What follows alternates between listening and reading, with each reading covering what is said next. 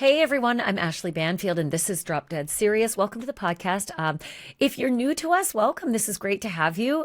We've been having a whole lot of fun, and also we've been doing a whole lot of really good work and trying to figure out what happened to a woman named Lynette Hooker, because her husband Brian Hooker swears that he was on his way back with her in a dinghy from a lovely, late afternoon evening of some cocktails in the Bahamas. And wouldn't you know it, she just bounced off the back of the dinghy and I couldn't get to her.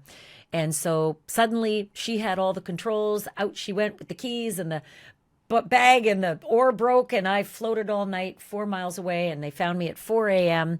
And I didn't do it. I didn't do anything. Find my wife, but I'm not going to help. So that's the story that we've been working on. And I know a lot of you watching right now are way ahead, but I want to make sure that I keep folks up to speed who might be just tuning in. And so we do have an amazing playlist in the description below if you want to kind of get up to speed on all the voluminous information that we've been able to pry out of sources and friends and colleagues and travelers and folks who've been in and out of the Bahamas, people in the US, people in the Bahamas. We've got some spectacular sources. And so we've been able to break a lot of information.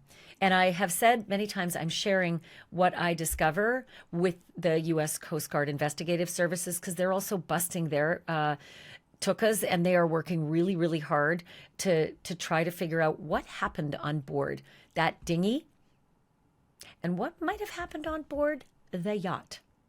Like, did Lynette really bounce out on the way to the yacht from land? It's about a 12-minute trip. Or did something actually happen after they got to the yacht? I have some breaking news tonight, some information to share with you to that particular part of the story. Did something happen on board Soulmate? Because what I'm about to show you suggests something was happening on board Soulmate. Way after Brian should be drifting across the Sea of Abaco to the place where he was marooned the next morning. So again, to just get you up to speed on that story, we are another 2 days away from the fourth week, the fourth week since Lynette Hooker went missing on Saturday night, April 4th, the night before Easter Sunday. 4 weeks is a long time. If you are Lynette's mom, if you are Lynette's daughter, if you're Lynette's friends, her family members, like, it is interminable. It's horrifying to be in this situation that they're in.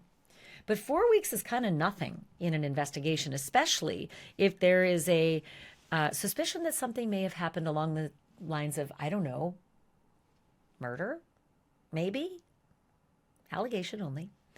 And so, mark my words, as I usually say, everything is calm like the duck above the water. And then those little paddlers are going like mad under the water where we don't see them. And that's my estimation of what's happening with the police. Law enforcement is working really hard on this case. And I keep saying this, that the United States Coast Guard Investigative Services, they are no joke. They just got a big conviction yesterday in another case, and they are no joke. These guys are solid investigators. They've got an incredible team on this. I have seen them. I actually met them because I walked right up to them on the docks there and said, hello. I can tell you have a cadaver dog, And so I can tell you they are working their asses off.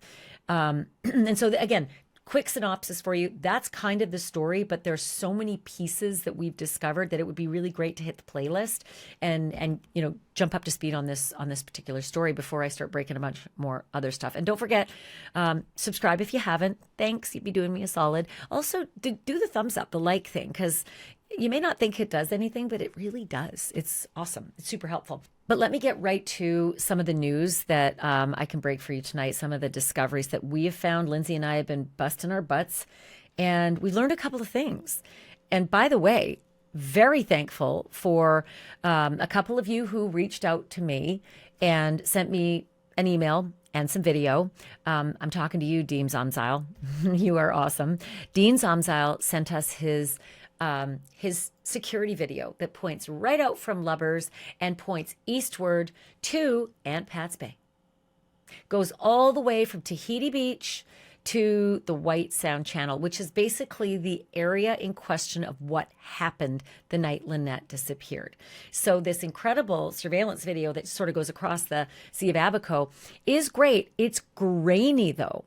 And so we have been like going over every inch of it, right from 7 o'clock on through to 9:30 at night, just to figure out if we can see anything. The other night we brought you a story of what we thought might be a little black dot that could be a dinghy passing by, a very wide transom, a white catamaran that is parked, one boat north of what looks like Soulmate.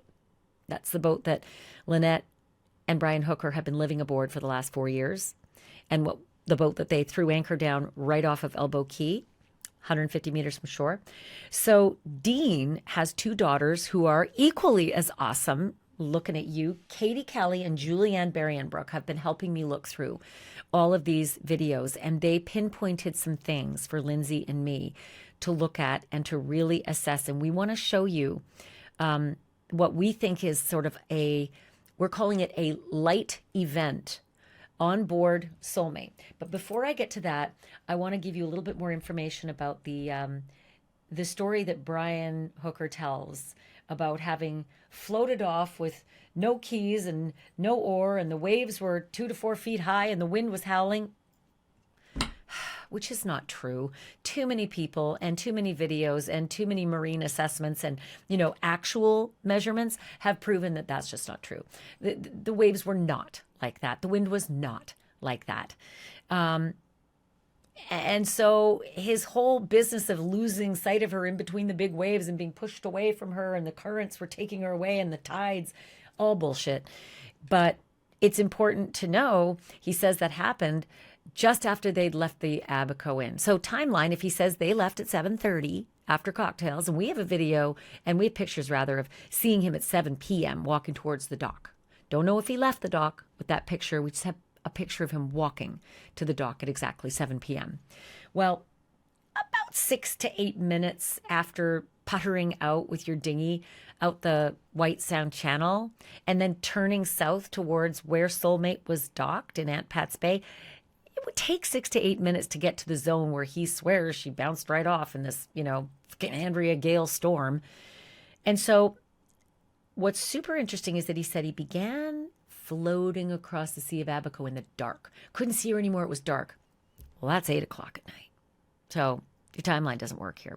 But nonetheless, he says he's floating across the Sea of Abaco, and he gets to Lubber's quarters. That's where Dean Zomzeil's camera is.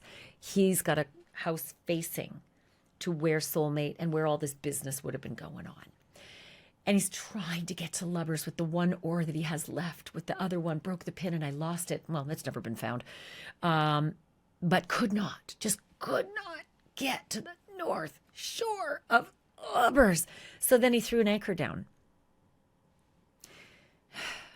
He threw an anchor down on the north end of Lubbers.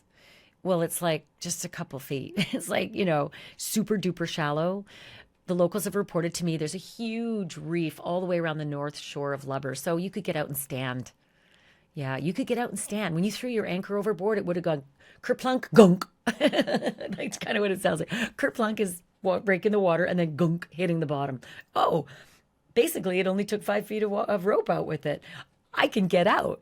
No, but he didn't do that. He put the anchor down, says he fired off a flare. Don't ask why he's anchoring now, already a mile from where she bounced out. Whatever, it's his story. Let's let him tell it. Firing off a flare from the north end of Lubbers, sitting on the reef in just a couple feet of water. Okay. So we actually have some witness reports of seeing a flare. Wow, I said when I heard this. Really? Tell me more. Turns out sources have told me more, like a lot more. And it ain't good for Brian. The sources, you think it is good for Brian, right? Oh, somebody saw a flare. Brian must be telling the truth. Not quite.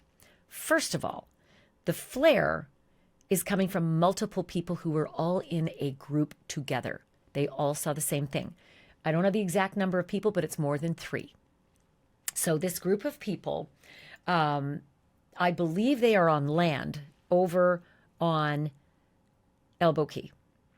All right, so they're looking out towards Lubbers, and they're seeing the sailboats all anchored out in front of them, and then Lubbers is behind them. So this group of people all together all said they saw the same thing. They saw a flare going off at, you ready? 8 p.m. 8 p.m. That would be 15 minutes after Brian says he's had this massive struggle, and off, Lynette went, I couldn't get to her, and I began floating. And then I get to Lubbers, and I throw the anchor down, and I set a flare. Well, that ain't 15 minutes. And guess what else? This group reports that the flare did not go off at Lubbers on the north end. The flare went off, according to these witnesses, at Soulmate, Brian and Lynette Hooker's sailboat, their 46-foot catch. Well, what do you know? Witnesses, multiple, all said they saw the same thing. They saw a flare go off from Soulmate, from the Hooker's yacht at 8 p.m. So what happened? Who fired a flare from Soulmate if these witnesses are accurate? Why would a flare be fired from Soulmate at 8 p.m.? It's just dark. It just got dark like 4 minutes prior. It started to go, can't see dark. And that got me thinking, okay, let me recalibrate here. Maybe they got back in the dinghy from the Abaco Inn, and that 15-minute max dinghy trip got them to Soulmate. There was no bouncing off the back baloney story. Maybe they got back to Soulmate. Maybe they got back up on board Soulmate. Maybe something went sideways on Soulmate between this volatile couple, a couple who, when they drink, things kind of go sideways. And they'd had a couple drinks, not a lot, 2 drinks each at the Abaco Inn. They had a lot of beer on board. Don't know if they were drinking it. Don't know if they had it in the cooler, maybe in the dinghy. Don't know. That wasn't found when the boat was marooned up in Marsh Harbor the next day. But maybe something happened on board Soulmate. Maybe somebody grabbed that gun, because the flare gets shot out of a gun. Usually, I don't know what the Hookers did. They were liveaboards, so typically stuff is stowed in places that you know where to find it, because your whole life is in like a little tiny, a quarter the size of a trailer. I mean, really, really small quarters, right? So I would think that their safety equipment would be stowed somewhere, probably out in the cockpit. But would the flare gun have just been lying around? Would somebody have run for it to grab it? Was somebody shooting it at the other person? Was Brian shooting it at Lynette? Was Lynette shooting it at Brian? I mean, Brian has a history of being pretty handsy and violent and physical with family members. These are the allegations that have been made against him multiple times. Court papers, there's been a trial. He was acquitted of choking his 12-year-old daughter, but witnesses went up on the stand and swore under oath. He put his hands on my sister, the 12-year-old daughter he's got, and choked her. Lots of reports from family members of Lynette being choked out by Brian as well. Photographs she's taken of her back all bruised. She sent them to her friends contemporaneously saying, oof, my back hurts. It's where I got pinned when this episode happened. Photos taken so that she'd remind herself not to go back to him every time she left him. But she'd go back. So what happened? Why was the flare seen being shot from the boat Soulmate? I have a whole other question. Why did anybody respond to it? I mean, the mariner's code is if you see a flare, someone's in distress. Help them. To our knowledge, nobody responded to that flare. Now, if these witnesses were on land, I get it. They can't, right? It's coming from out in the water. You can make a call, but you're in a foreign country, and it's a little tricky. But I'm just a little surprised that we haven't heard a whole lot more reports of that flare being fired. I did ask a lot of questions about the trajectory, direction of the flare, because in the videos that I've been looking at from Dean Zomzail from over on Lubbers facing towards where this action would have happened, I thought, well, what if the flare went off sideways and skipped along the water and was masked by the hull of the boat, right? So the boat is in the way of the light source going out in the water, and it's not going way up in the sky, because the way a flare works is a distress signal, so it's got to be up there for a little bit, right? Have you ever seen fireworks when they go off and then they come down really slowly and they're beautifully lit and they take forever to come down and they don't dim into ash until almost the ground? That's a little like a flare. Up it goes, super high, lit like mad. I mean, it is fire. It's like a little sunshine up there. Usually bright, bright red, but they can be different colors. And then it slowly, through gravity, makes its way down until it finally fizzles out. So people see those things. They're usually, I may be off here, but I think they're usually burning for about 10 seconds, maybe even more. I'm just really shocked that more people haven't reported that they saw it. If you saw it and you're watching, or you know somebody who talked about having seen a flare, it was the weirdest thing. I thought fireworks were going off. They were on vacation in the Bahamas. Call them. Maybe it's you. Please send that to me. dropdeadseriousinfo@gmail.com. dropdeadseriousinfo@gmail.com. I am taking your tips every single day, and the videos that have been coming in have been an enormous help, like Dean Zomzail's video and the work that Katie Callie and Julian Baringbrook, his daughters, have been doing. dropdeadseriousinfo@gmail.com. Did you see a flare the night before Easter Sunday in the night sky over the Sea of Abaco, in between Lubbers and Elbow Key? Call me, tell me. And if you don't want to tell me, okay, I get it. Please just at least download the app of the Coast Guard Investigative Services. It's called CGIS Tips, CGIS Tips, and it's anonymous. And they would love to hear from you as well. I would love to hear from you too, but please also tell them. So that happened, right? And that's like big. It's big to know that somebody saw action coming from Soulmate at 8 o'clock at night, because that's 15 minutes after, poor Brian says he was rendered motorless and rudderless and had to float in his little 8-foot dinghy without any help in the dark as he went 4 miles all the way to Marsh Harbor. Did you? Really? Brian, is that what happened? Because witnesses say they saw a flare being fired from your boat 15 minutes later. That's not the only thing. That's not the only thing I want to tell you about tonight. There's something else that we've found. And again, thank you to you for the tips. This has come to us again from Dean Zomzail, and he has this amazing, first of all, amen to Dean for having video that records every single second of the day and night nonstop, right? It's lovely for them to be able to just check out their beautiful view at any time they want, no matter where they are in the world. I would love that. And it's also helpful to this. So I want to tell you what happened at a couple of times, what we've witnessed on the video. And again, it's very, very grainy because it's a mile away and you're looking across the Sea of Abaco. But we see a couple of events taking place where Soulmate is likely docked. We think, or not docked, anchored. We think that's Soulmate with a mono hull. It means it's a boat with one hull. Sometimes you see a catamaran that has a dual hull, right? It has 2 pontoons and then rooms and stuff in the middle. So we think that Soulmate is anchored, and a catamaran is like one boat slightly north of it.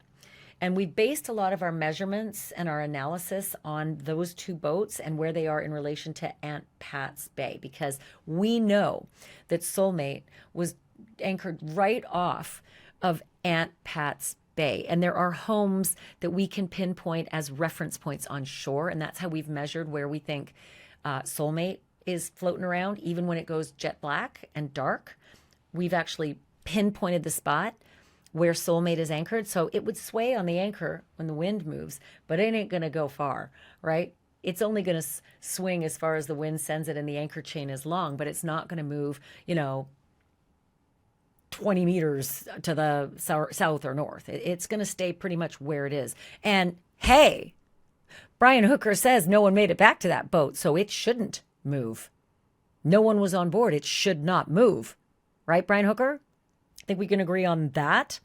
So we have looked at an event at 7:47 p.m. That would be 17 minutes after Brian and Lynette supposedly left the Abaco Inn in their dinghy, untied from the dinghy dock, and made their way out White Sound Channel, turned south, and made their way towards where Soulmate was anchored in Aunt Pat's Bay. Again, that trip should take maybe 15 minutes. But 17 minutes after Brian says he left, we see something happening at Soulmate. I have been trying to figure out what exactly it is, but it is without question a big flash of light. Could be a couple things. It could be a reflection of something metal on board Soulmate that just catches the sun. And you know how that is? Like the sun can, send signals a mile away because it's so bright. It could be something like that. But we haven't really been able to find anything on board Soulmate that fits that bill that would reflect so perfectly for so long. Because again, sailboats continuously move. And so they're not going to just get like a flashlight in your eyes and stay steady like that. They're going to catch the sun and kind of move around in the waves and they bob and they weave. And so we're not exactly sure what the 7:47 p.m. event is, other than possibly, I know that a lot of sailboats, especially liveaboards, have security. And you don't want people rolling up on you, floating up on you, when you're comfortable and sleeping in your space down below and, robbing you. It happens. They're actually modern day pirates. I mean, it is kind of weird, but they're modern day pirates. They don't wear a patch. They don't have, Blackbeard blazing braids. But this is the kind of security that a lot of liveaboards might have. Automatic lights. We all have them at our houses, right? You trip the zone and the spotlights come on. It is not weird to have those kinds of lights on board your boat. If you're a liveaboard, if you're even a charter, or if you just, every so often you use a sailboat and you sleep on it in a mooring where there are other people, or an anchorage where there are other people. You're a target, just like any home, right? So sometimes the trigger zone will be 10 feet from the boat, maybe 15, but you got to be pretty close to the boat for the spotlights to go on, usually over the transom, because that's typically where people would board, but it can be over the bow as well. Transom's back, bow is front. And so that's something we're wondering about 7:47 at night. Is that what we're seeing? Are we seeing the trigger of stern spotlights? Because the stern is facing the camera's view that we're looking at, because the wind is blowing straight to Dean Zomzal's house, which is another point. If you really had this event where your wife bounced off the back of your dinghy and took the key and took her dry bag with the other key and left you without any way of maneuvering as a former United States Marine, okay, you would have blown right into Dean's house on Lubbers. You would not have cleared the north end of Lubbers and made it all the way 4 miles to Marsh Harbor, where you washed up at 4 a.m., so to speak.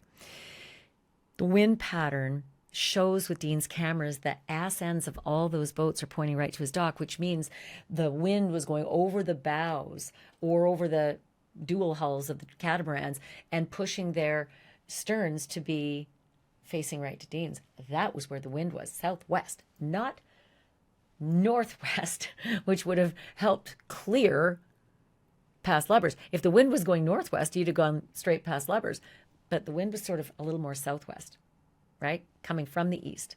So there's another inconsistency. Science. So this light event at 7:47 p.m., I'm really interested in that. What was going on there? What was happening? Because, 13 minutes later, someone saw a flare go off.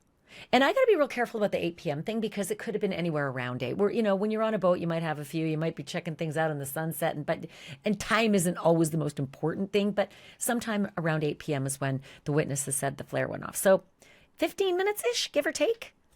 Suddenly, there's this light event on board, and then 15 minutes-ish later, a flare goes off from Soulmate. So there's 2 events that appear to happen on Soulmate. Well after, Brian's supposed to be floating to Lubbers in Marsh Harbor by now. No one's supposed to be on board Soulmate.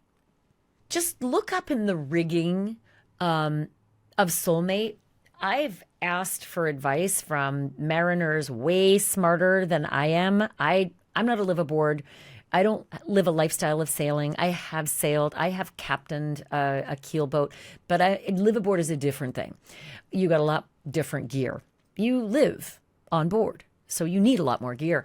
And the assessment and evaluation of the rigging that is on the back of Soulmate is that these are spotlights. They're kind of like tripwire spotlights. There's the way it's described as the black box looking thing is almost like a studio light. And then there are full-size incandescent lights in the back of Soulmate as well that would kind of like flash bright out the back over the transom for anybody who approaches, right? Kind of blinds you a bit, but it's also lights everything up so you can see your way and get on board. But it also, lights up bad guys who might be coming up too. So the way it's been described to me, this light event at 7:47 p.m., that looks to be coming from Soulmate across the way, about a mile away. It kind of like the light goes on and then it kind of dims a little bit and then goes on again. And that is consistent with someone coming up to the boat, triggering it, then getting on board and maybe masking it a little bit until you can get to the switch and shut it off, which can be done. It triggers automatically, but you can also shut it off depending on how this thing has been rigged. But everybody's told me that Brian Hooker is a geek. He is real tech savvy. He can port a phone, and yet he tells people, I don't know how to get WhatsApp on my phone. Please. He was a telephone repairman and installer for AT&T. He's got a lot of technical savvy. He was released from AT&T for jury rigging the GPS on his van to mask his location. So he's got savvy when it comes to tech. And maybe he rigged this whole lighting setup to trigger for safety, but also to light it up if you're coming back to your boat in the dark and you want to be able to see. But this could be what we're witnessing, this light event at 7:47 p.m. across from Lubbers, the camera catching. But there's more. There are more light events.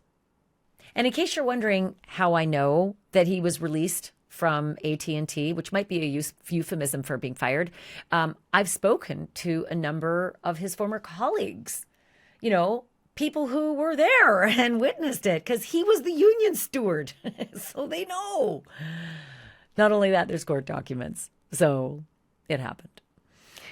But the 7:47 p.m. light event on board Soulmate is not the only light event that we are seeing from Dean Zomzil's camera on Lubbers facing towards Soulmate's transom.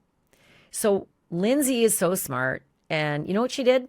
She took the video that continues recording until it is dark, okay? And she put a little pink dot where Soulmate is so that when it gets dark, we know Soulmate is in the vicinity of this pink dot because, it'll swing in the wind a little, but it's going to basically be above the pink dot so that in the nighttime, we could watch the position of Soulmate to see if anything else happened. And wouldn't you know it? By the way, hat tip to Lindsay for staring at a screen for 5 hours straight. And also hat tip to Katie Kelly and Julianne Berrienbrook, Dean Zomzil's daughters, for doing that too, because they caught something. They caught another light event. 2 of them, actually. So let's go to the video. And I want you to fix your eyes on the pink dot because Lindsay was smart.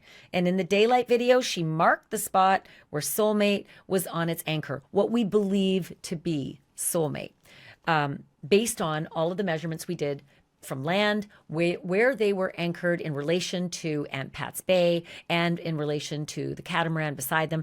We marked that spot, okay? Is it absolute? I can't say it's absolute, but it is our best estimation from this camera angle. So the pink dot, we nail it onto the screen at 7:47 when we can see boats in the light time, and we can make our estimation of, we think that might be Soulmate, and so we mark that spot with the pink dot. But the videos at 12:27 a.m. are very dark, but the pink dot's still there. So above it would be where Soulmate is supposed to be anchored. That's our estimation. And as we play this, I want you to watch very carefully what's coming in from the left-hand side of the pink dot, because it appears that a flashlight is kind of swinging around, looking like swinging around, and then whoop, the light on board, what we think is Soulmate, goes on. The automated light, don't know, but the flashlight really fires right into Dean's camera and then kind of stays lit.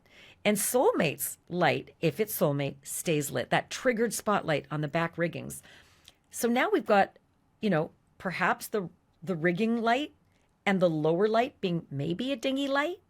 And what you're going to see is the Soulmate light.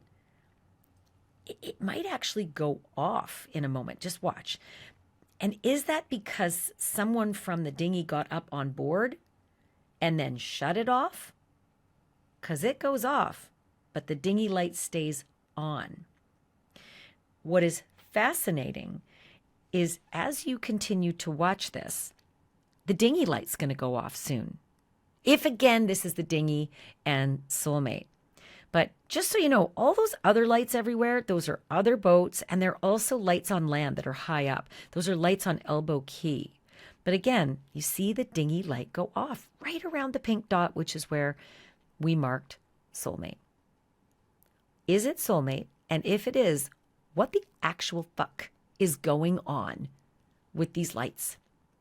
And a dinghy potentially, or a smaller boat with a flashlight coming up next to it, triggering potentially the automated spotlights, security lights. What's going on there at 12:27 a.m.? Another piece of the puzzle. And again, I can only tell you what we can see from a very grainy video from a mile away, but this captured lights. It captured light activity in exactly the spot where Soulmate was floating without anybody on it, supposedly. On anchor, 12:27 a.m. But that's not all.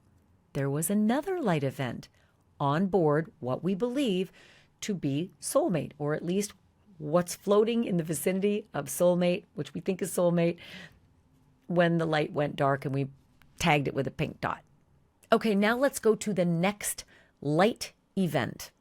And this is at 12:32 a.m. So this is 5 minutes after the last event that we saw in the darkness. So 12:32 a.m. And I will give the caveat again.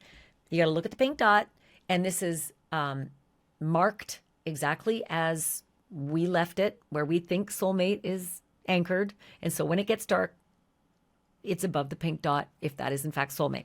So when I play this next tape for you, at 0 seconds, watch the left-hand side again of the pink dot, and at 3 seconds, all of a sudden, there's 5 flashes of what I think might be a flashlight moving around in a lower boat. But at around 5 seconds, the big light on the back of the boat again illuminates. If it is the trigger light that we think it might be, it's triggered again and it's on. But that flashlight that seems to be moving around, and you saw it going like 6 times, it was on and off. But if I have you, if I hold a flashlight towards you and then I move it like that, you're not going to see it. Then you're going to see it. Then you're not going to see it. So if the flashlight's moving around, this camera may not see the flashlight, but might see it as a flash, flash, flash, flash, flash 5 times. But this solid light stays on until about 53 seconds. Watch it as it goes off. What's interesting about that is that if you've ever had a security system, you know that you can set any kind of custom setup with your lighting, right? There's a trigger. Somebody trips the motion sensor and the lights come on, the floodlights come on in your yard. And then you can tailor it to however long you want those floodlights to stay on. Like some people are like, well, it's going to take me a while to get my bathrobe on, get my gun, and go downstairs. I want those on for 5 minutes, or I want those on for 1 minute, or I want them on for 20 minutes, or I want them on for 50 seconds. You can tailor a lot of that stuff. I don't know if that's what we're seeing here, but that big light stayed on until about 53 seconds, and then Off it went. So the flashlight had only flashed about 5 times, if that's what that is, right up next to Soulmate. Then the trigger light on the back of the stern there, that seemed to be on, again, if it's Soulmate, for up until 53 seconds. And all that happened at 12:32 a.m. And again, all we can say is that we are looking into a dark abyss, but we have marked where we believe Soulmate was swinging on its anchor with no one on it.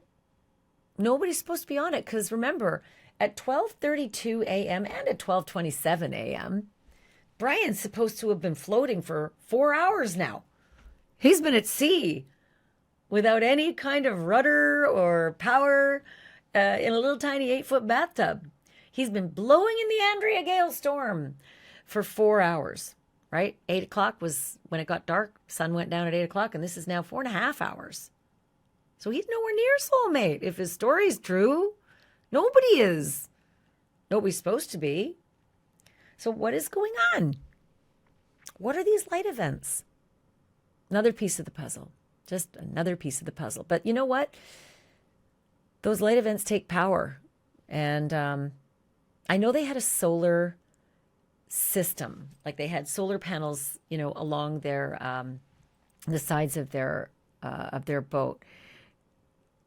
And I don't know if those recorded anything. It's possible. Maybe. I don't know.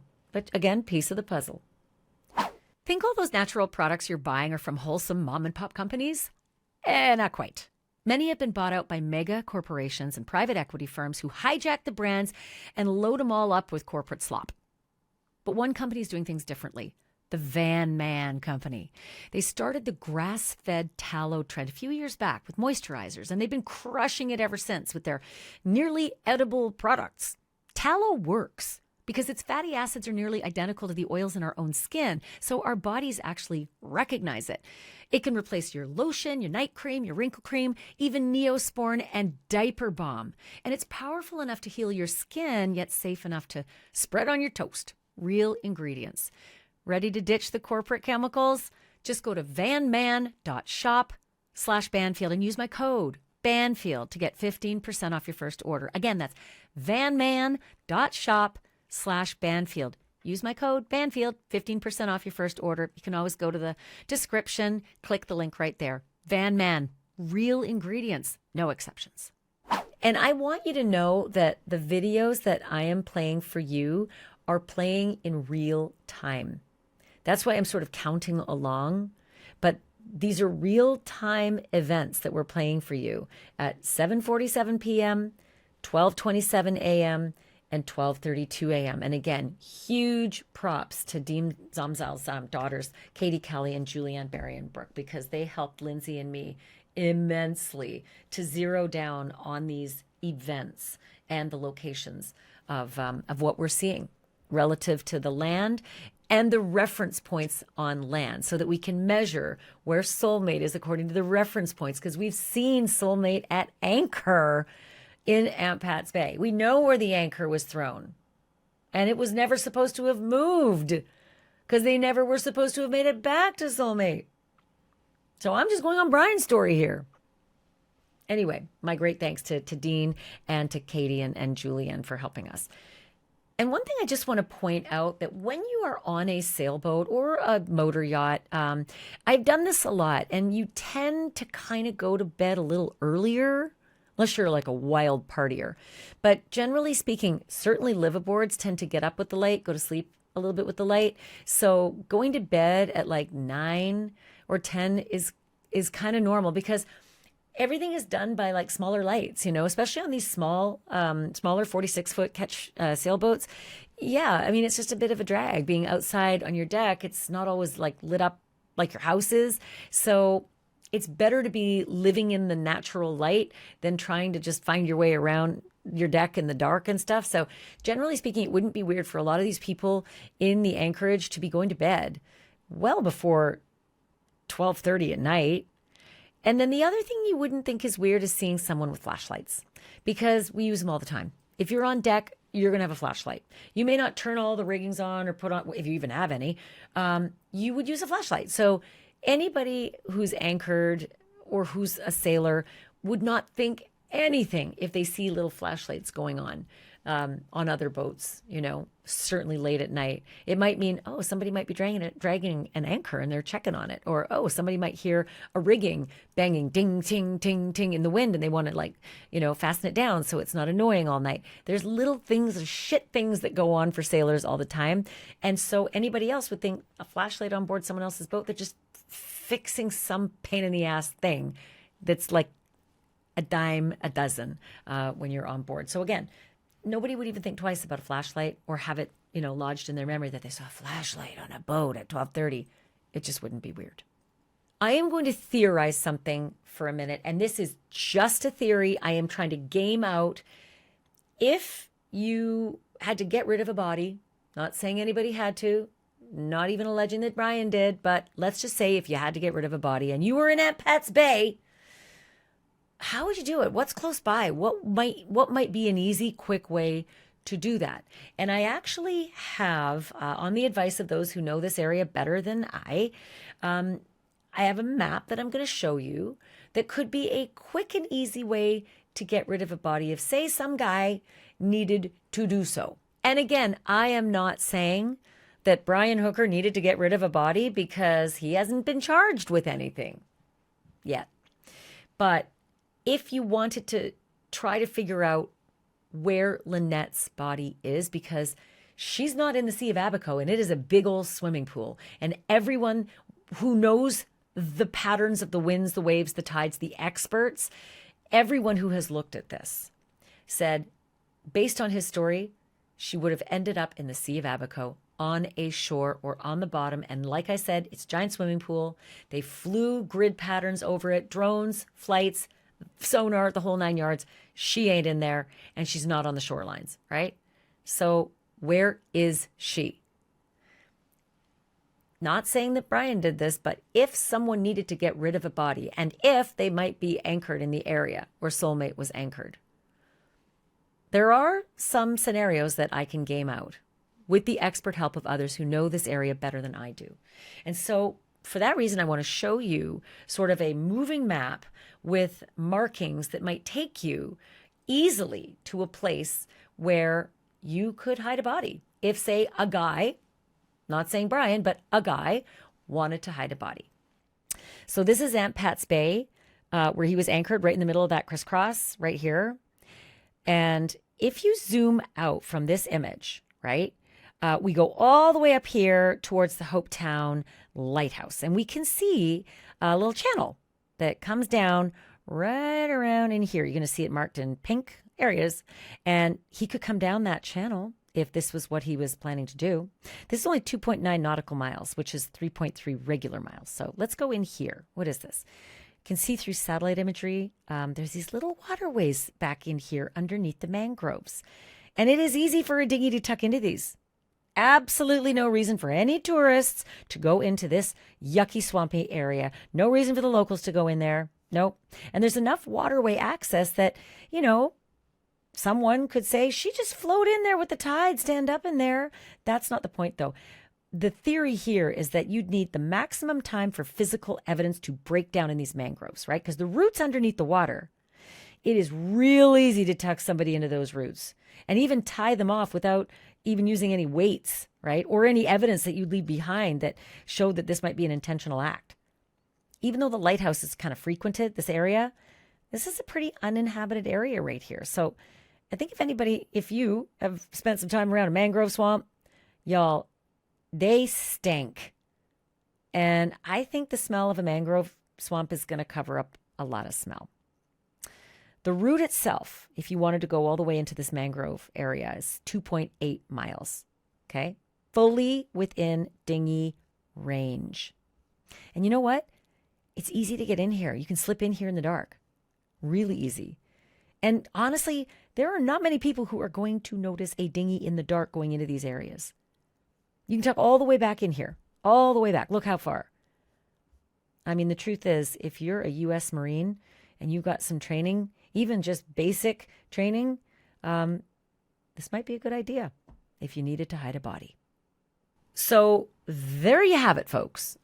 Thank you so much for being with me throughout this episode. Don't forget, dropdeadseriousinfo@gmail.com. If you have any video, if you have any information, if you know friends who were there, boats that somebody might have chartered in the Abacos, in Bahamas, who went to Easter vacation in the Bahamas, not just the Bahamas, there's a lot of islands.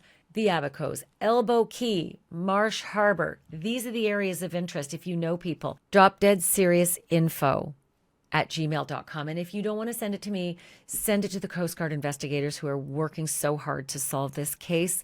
And that is easy. It's an app. It's an anonymous app for tips. CGIS.